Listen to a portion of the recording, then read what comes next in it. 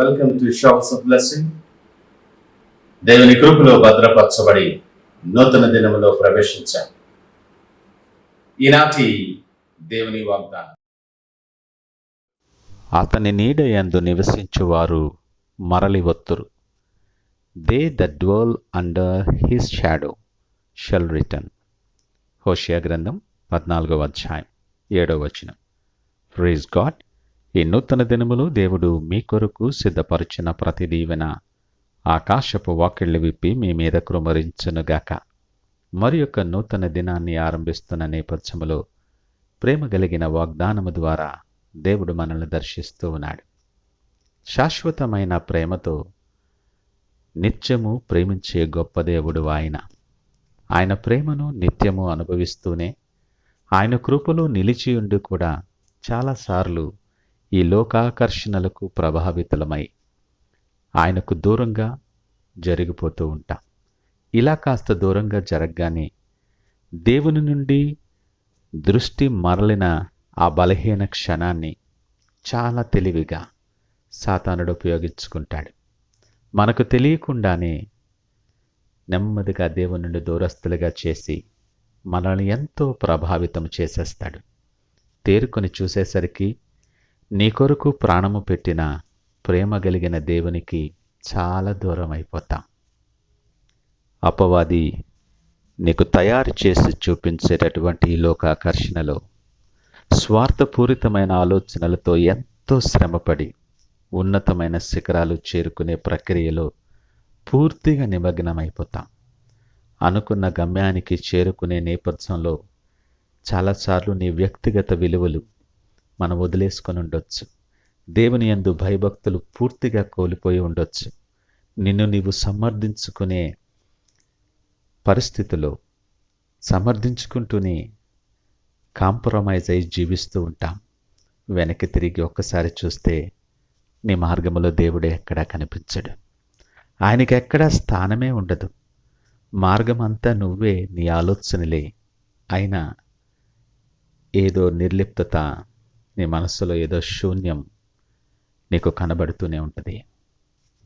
నీ ఆలోచన చొప్పున నీ లాభాల కొరకు అనేక సార్లు దేవుని సన్నిధికి సహవాసానికి దూరమైన నీవు అనేకమైన దీవెనలు, ఆశీర్వాదాలు కోల్పోతూ ఉండుండొచ్చు. తప్పిపోయిన నీ గురించి చింతిస్తున్న దేవుడు ఈ ఉదయకాలం నిన్ను తట్టి పిలుస్తూ ఉన్నాడు. తిరిగి రమ్మని నీకు ఆహ్వానం చెప్తూ ఉన్నాడు. లోకాశల కొరకు నిత్యమైన ప్రయాసలో చాలా దూరం ప్రయాణించి సంతోషాన్ని వెతుకులాడుతున్న నిన్ను దేవుడు ఉదయకాలం పలకరిస్తూ ఉన్నాడు. ఆయన మాట్లాడుతున్నాడు. ఎక్కడున్నావు? నువ్వెలా ఉన్నావు? నీ క్షేమము కోరే దేవుని పిలిపిది. నువ్వెక్కడ దాక్కున్నా, ఎవరి నీడలో నిలుచున్నా దేవుడు నిన్ను రమ్మని పిలుస్తూ ఉన్నాడు. నీ పరిస్థితులు బాగున్నంతసేపు ఈ లోకము నీకు ఆశ్రయిస్తుంది. నువ్వు సమస్తాన్ని కోల్పోయినప్పుడు ఆలోచన కూడా లేకుండా నిన్ను తృణీకరిస్తుంది. అంతవరకు నీతో ఉన్నటువంటి వారు ఒక్కరు కూడా నీతో పాటు కనిపించరు. నీకు విలువ కాదు, నీ పరిస్థితులకు విలువ ఇవ్వబడుతుందని జ్ఞాపకము చేసుకో. నువ్వెవరివైనా, నువ్వు ఏ పరిస్థితుల్లో ఉన్నా నిన్ను నిన్నుగా ప్రేమించే దేవుడు ఈ ఉదయకాలం నీ బట్టి చింతిస్తూ పిలుస్తున్నాడు.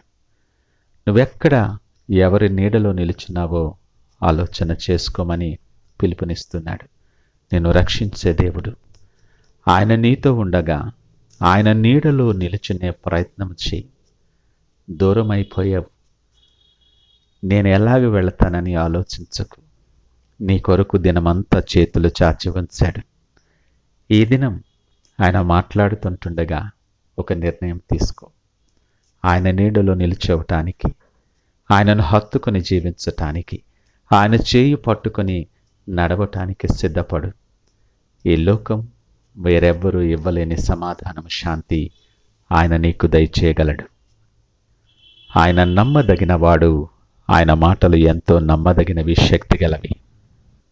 ఆయన దగ్గరికి వచ్చు వారిని అంత మాత్రము త్రోసివేయడు. ఆయన నీడలో నువ్వు నిలుచోగలిగితే ఆయన ఉజ్జీవింపచేస్తాడు.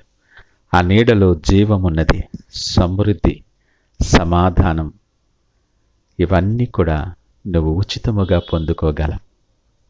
విడివని ఎడబాయని దేవుని సన్నిధిలో నీవు నిలుచుండి నీ కొరకు ప్రత్యేకించి సిద్ధపడిన ప్రతి దీవెనను పొందుకునేలాగిన కాలం సిద్ధపడి ప్రార్థన పూర్వకముగా ఆయన వైపు చూద్దామా?